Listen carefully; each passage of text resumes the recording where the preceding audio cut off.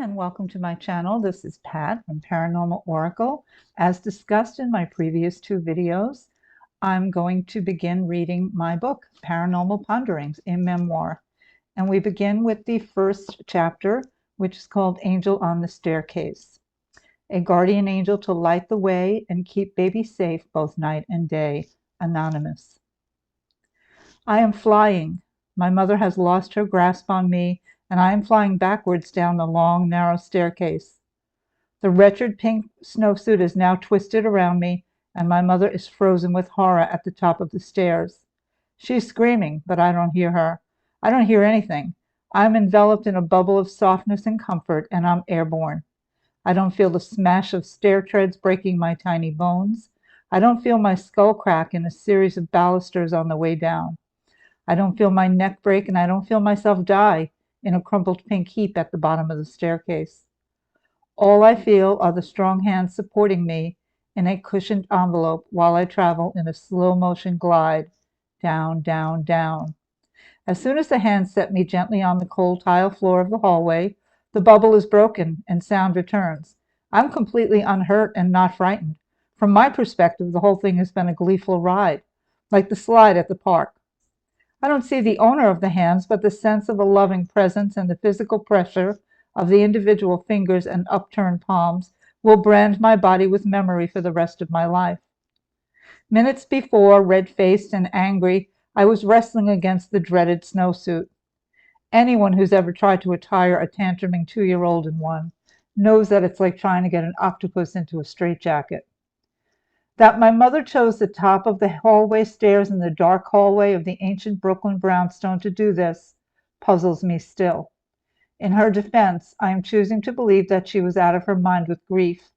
Only 2 or 3 weeks before, my 18-year-old sister died of an undiagnosed heart defect, a fact that will begin another downward descent, a downward descent for my family, one that is unequivocal.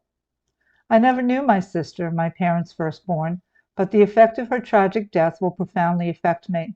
Already 16 years old when I was born, she was 2 years older than our brother and 4 years older than our disabled sister. Somewhere in the years between myself and the next youngest, my mother also gave birth to a full-term stillborn daughter. Some families seem to cope with grief and to get to a place of healing. Mine didn't. In the days before it was okay to talk about your feelings, the only option was to cut them off, ignore them, and deny them. Of course, grief and anger on this magnitude won't be denied, not really. It just bleeds out in all kinds of toxic and complex ways.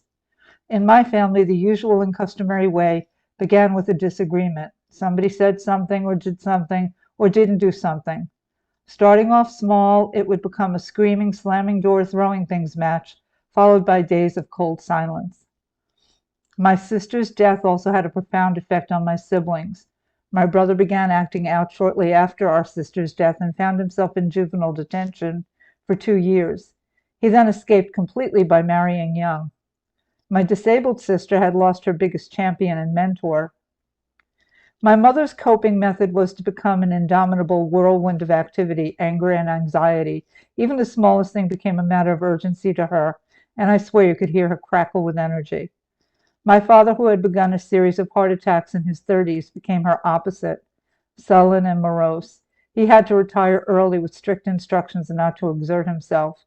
His life became a series of journeys between the couch, the kitchen, and the bed. Unlike my mother's, his brand of anger was on the slow burn variety, exploding suddenly and without warning. His broken heart would kill him just 7 years after his daughter's. A classic lost child, I learned how to dodge bullets and disappear at will. Drawing and reading upstairs in my room became my refuge as the war raged beneath me. I often note that I was born just in time to sweep up and turn off the lights in my family. By the time I came into the picture, the family was well into the process of annihilation. I often wonder what would have happened if I had died or sustained massive brain damage on that wintry day in Brooklyn. How much worse would it have gotten for them? How much worse could it have gotten? It seems uncannily fortuitous that such a mercy would be bestowed at such a time of tremendous stress. Most people don't have any memories at all of their 2-year-old self. I'm sure I wouldn't either, except for the indelible memory of those hands. I was too young to correct my mother when she'd retell the story of how the miraculous pink snowsuit saved my life. I couldn't understand why she'd be lying. Didn't she know about the hands? It took a few years for me to recognize the fact that invisible hands are not something experienced in the normal course of events, nor are they accepted as even possible. Like the lifetime of so-called paranormal incidents ahead of me, I kept it to myself. Was it an angel? A spirit guide?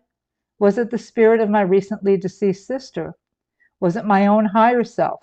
Is there a force in the universe that decides when one more death would be too much?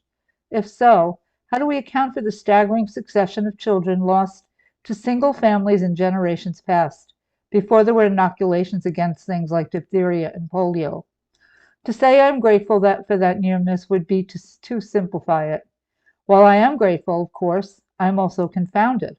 Of course, I didn't know it then, but it was just the beginning of a lifetime series of things that would both intrigue and bewilder me. And thank you very much for listening. I really appreciate your time. Comment down below. I'd be very interested to hear if anybody else has had any kind of similar experience or any kind of experience at all. Very interested in examining these. Thanks again, guys. I would be so very grateful if you would like, subscribe, and comment down below. Thank you very much for listening.